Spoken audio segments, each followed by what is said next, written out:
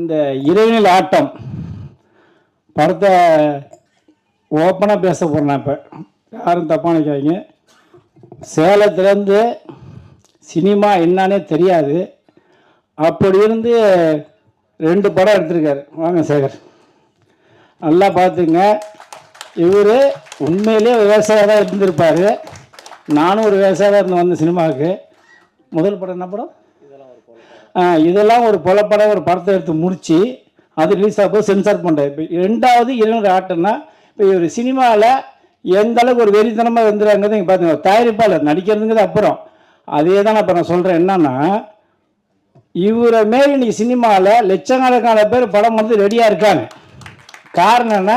எல்லாருக்கும் சொல்லுவாங்கள்ல, காக்கைக்கும் தன் குஞ்சு பொன் குஞ்சு, அதேமாரி அவங்கவுங்க மனசுல அவங்க ஹீரோ தான். அதனால தான் இவர் சொன்னார். சார் எப்போதும் அடிக்கடி பேசுவார். சார் நான் சேகர் பேசுகிறேன்.